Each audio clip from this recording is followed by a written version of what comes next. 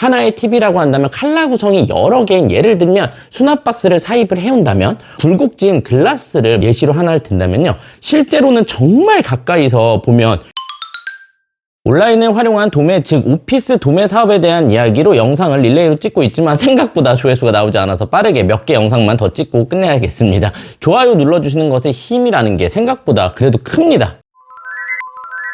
도매라는 것에 한 번이라도 접해보신 분들은 소매를 잘 안 하게 됩니다. 시장의 경계선의 구분이 이제는 없는 것뿐이지 영역은 분명하게 또 다르기 때문에 도매는 그만큼 할 일도 좀 적고 매출의 규모가 생각하는 것 이상으로 달라요. 물론 순수익도 판매 수단에 따라 다 다르겠지만 대부분 마케팅 홍보 비용 자체가 거의 없기 때문에 특히나 오히려 40대 이상의 분들은 특별한 어떤 마케팅 이런 것 없이 오로지 상품 소싱에만 집중을 한다면 다른 셀러들이 다 팔아주는 구조이기 때문에 제가 충분하게 추천을 드리는 겁니다. 소매 판매는 샵이건 뭐 상품이건 결국 브랜딩이 답이다라는 생각은 저는 아직까지 변함없고요. 상품 사입의 경험이 좀 있거나 내가 창의적으로 사입을 해서 구색을 맞추는 센스나 트렌드 변화에 관심이 있다던가 또는 이게 정말 중요하죠. 벤치마킹이나 은근 카피를 좀 잘한다고 생각하시는 대표님들은 그것도 능력이 있는 분들이 있어요. 저는 도매가 답이라고 생각합니다. 카피를 해서 부분을 좀 변형하는 거죠. 돈 벌려면 도매하라고 하잖아요.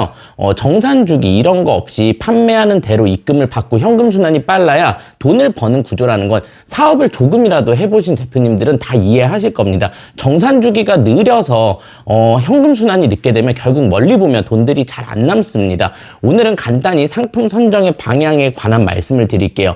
도매는 영역이 너무나 넓어서 제가 드리는 얘기가 카테고리별로 다 다르고 정답은 당연히 아니겠지만 저도 뭐 패션 쪽이나 잡화, 꽃, 생활용품 등 여러 카테고리를 오랜 시간 동안 다뤄봤을 때의 경험에서 압축한 내용들을 바탕으로 말씀을 드려볼게요. 먼저 상품 선정에 있어서 도매와 소매 시의 기준이 저는 분명하게 다르다고 생각하는 부분이 있어요. 그 부분 세 가지를 말씀드리고 도소매 믹스하기 좋은 상품을 선정하는 기준을 좀 말씀드려볼게요. 설명드리기 쉽게 어떠한 카테고리든 상품에 어떤 네이밍이 좀 적혀 있다는가 이런 걸 제외하고 상품의 네이밍이 적혀 있지 않은 것을 기준으로 말씀드릴게요.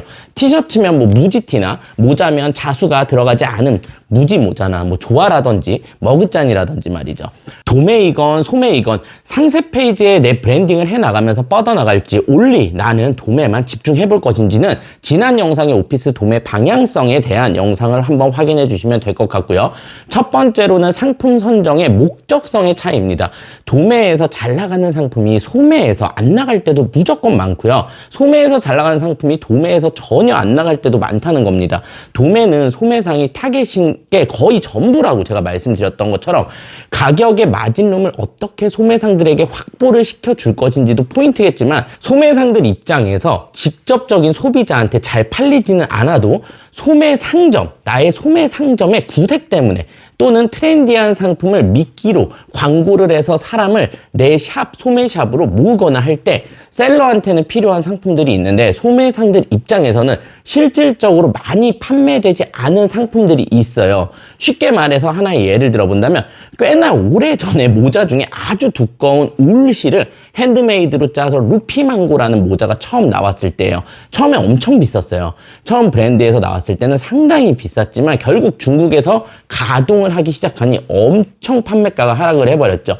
이 털모자가 오히려 그 당시에 제가 도매 사이트와 뭐 도매 오프라인 매장들을 함께 운영했을 때는 오히려 실질적인 구매자, 즉 소비자들은 너무 요즘 이 모자가 SNS부터 핫하다고 해도 잘 사가질 않았어요. 크다, 뭐 너무 커서 튄다, 머리 가려울 것 같다 등등. 하지만 그걸 아는 소매샵들 및 온라인 쇼핑몰에서는 이 루피망고 모자가 없으면 트렌드에서 좀 뒤처지고 밀려나는 느낌이기 때문에 전부 코디에나 모두 구색들을 맞추기 위해서 이 모자를 가지고 갔죠. 컬러별로 한 개씩만 이 많은 상점에서 가져가서 몇 개씩만 판매를 한다 해도 수백 개, 수천 개는 금방 팔았습니다. 실질적으로 한 시즌 3개월, 4개월 동안 중국에서 받아서 판매한 것만 중국에도 다시 역으로 판매를 하고요. 몇만 장은 되었으니까요. 이처럼 도매 시 상품 선정은 실구매자가 아닌 즉 셀러의 시각에 맞춰서 상품을 소싱할 필요가 있다는 겁니다. 자, 두 번째,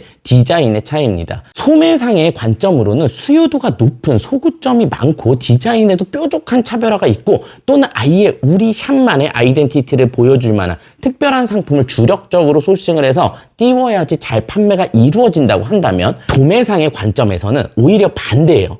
특별한 상품은 리스크가 좀 많고 나의 주 타겟인 소매셀러들, 소매상들의 수요도를 좁히는 상품이 오히려 될 수가 있어요. 쉽게 말해서 특히 차별화가 있는 상품보다는 좀 베이직하고 좀 무난하면서도 하나 정도의 포인트가 컬러이든 패턴이든 뭐 기능이든 조금만 더해진 상품들이 도매에서는 주력하는 상품이 될 수가 있는 거죠. 다루는 상품이 많아지면서 구색은 타이틀 상품을 기준으로 해서 소매샵과 같이 비율을 맞춰 나가면 되는 거죠. 도매도 마찬가지로요. 때로는 일부러 상품이나 패키지에 로고조차 넣지도 않습니다. 그래야 내 상품을 소매로 가져가서 페이지를 가공을 하던 라벨을 붙이던 상품을 2차로 후가공을 할 수 있도록 해줘야지만 더 큰 표본의 소매셀러가 내 상품을 가져가서 여러 가지 방식으로 판매를 할 수 있으니까요. 라이브로 팔던, 쿠팡에 팔던, 스마트 스토어에 팔던 뭐 폐쇄몰까지 셀러들이 알아서 소구점들을 기가 막히게 만들어서 공구를 하든 어떻게든 팝니다. 상품 선정 시 소매는 타겟을 좁히고 집중적인 메시지를 전달하면서 상품을 어필을 한다면, 도매는 조금 더 표본이 큰 소매 셀러들을 모아야 더 많은 양이 판매될 수가 있겠습니다. 너무 특별한 것보다는 쉽게 쇼핑몰들에서 가져가서 팔기 좋은 상품을 소싱하는 것이 좋겠습니다. 물론 번쩍이는 아이템의 상품이 하이리스크 하이리턴은 맞아요. 도매에 관심이 있다면 도매라면 누구보다 빠르게 트렌드 캐치에만 집중을 해서 새로운 상품을 만들거나 사입을 해와서 엄청난 양을 한 방에 팔고 너도 나도 이제 다 팔 때쯤 바로 다음 거로 넘어가면서 계속 내 거래처를 쌓아나가는 거죠. 도매는 한번 거래를 하게 되면 거래처끼리의 신뢰도라는 게 생겨서 몇 년이고 계속 함께 가는 것도 특징이고요. 처음에 한 거래처씩 잡아가면서 거래처가 쌓이면 사실 소매 판매할 이유가 없죠. 세 번째는 두 번째와 비슷한 맥락이지만 키워드 추출의 차이입니다. 소매 판매 시 항상 키워드를 중심으로 요즘 소싱들을 많이 하지만, 즉 사람들이 어떤 키워드를 많이 검색하느냐가 상품 소싱의 지표가 될 정도로 노출을 일으키기 위해서 상품을 보는 것보다는 상품을 보면서도 키워드가 많이 나오는 상품인지를 고민을 한다면, 도매 시점에서는 오로지 가격적인 메리트와 이미지에만 집중을 하면 됩니다.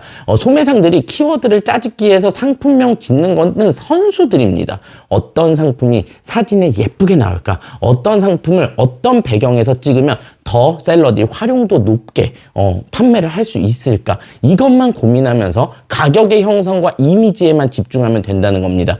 굴곡진 글라스를 뭐 예시로 하나를 든다면요. 실제로는 정말 가까이서 보면 유리 안에 아주 작은 펄들이 들어가서 매우 고급스러운데, 이건 역시 상세 페이지에서 내가 100%를 다 보여줄 자신이 없고 손이 많이 간다 하면 도매에서는 진행 안 하겠죠.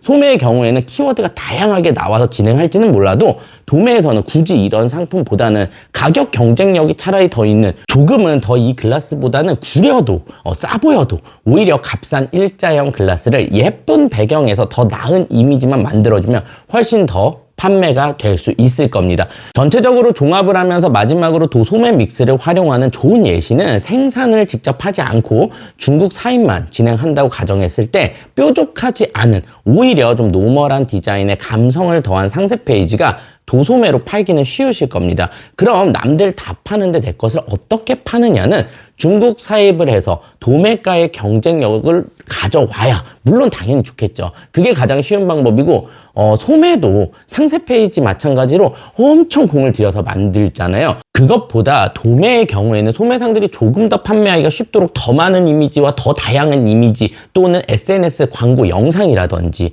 여러 상황에 맞는 GIF 또는 한 상품으로 여러 상세 페이지를 만들어주는 것도 좋겠고, 여러 분위기로 그런 것에 집중해서 여러 소스를 만들어 압축을 시켜서 셀러한테 함께 보내주면 오히려 쇼핑몰 입장에서는 더 신뢰가 가고 판매도 하고 싶어질 겁니다. 물론 도매가 경쟁력까지 갖춘다면 물론이고요. 하나의 팁이라고 한다면 컬러 구성이 여러 개인, 예를 들면 수납 박스를 사입을 해온다면 옵션의 컬러가 많은 것이 오히려 독이 될 수 있어요. 촌스러운 부분도 있고, 이미지를 직접 차별화한다 해도 누가 낮은 가격으로 밀고 들어온다면 나한테 셀러들은 주문할 이유가 없겠죠. 그렇다고 어설프게 몇 컬러만 쏙 하고 빼놓는다 해도 동일한 상품인지 다 알 겁니다. 이럴 때는 오히려 좀 더 노멀하고 베이직한 컬러들만 소량으로 뽑아서 이미지를 차별화하고 더 많은 판매의 소스를 판매자들한테 만들어주고 반응이 온다면 그때 기존에 없던 한 가지 컬러 정도만 중국에 의뢰해서 한 컬러만이라도 MOQ 수량을 제작해도 좋습니다. 추후 거래처도 늘고 한다면요, 일부의 색상을 추가적으로 포인트를 줘서 바꿔서 생산을 하여 추가 구성을 오픈시켜도 되는 거죠. 그럼 또 전혀 다른 나만의 상품이 되는 거고요. 효자 상품이 될 수 있는 거죠. 그리고 나 역시도 해당 상품을 소매로 같이 판매하는 겁니다. 계속 말씀드리지만 위탁과 사입과 제조는 유통 방식의 차이인 것뿐이지 한 사업체에서 다 활용하면서 섞어서 수익을 만들어가는 구조입니다. 이 부분에서 도소매 판매 전략의 핵심 내용인 도소매 믹스 판매의 테크트리에 대해서는 다음 영상으로 인사드리겠습니다. 값싼 상품의 가지수를 대량으로 늘려 도매로 진입을 하든 한두 상품으로부터 시작해서 차근차근히 여러 거래처로 늘려나가든 도매로의 진입은 저는 무조건 추천드립니다. 잘만 키우면 정말 벌어가는 액수가 정말 다를 겁니다. 물론 내 상품이 전역으로 퍼지니 그만큼 값진 시간이 될 거예요. 저는 내가 사는 이유에 대해서 자주 생각하는 편이에요. 즉 내가 이 업무를 단순히 돈이 아닌 왜 하고 있는지에 대한 이유를 누구보다 제 자신한테 많이 묻는 편이에요.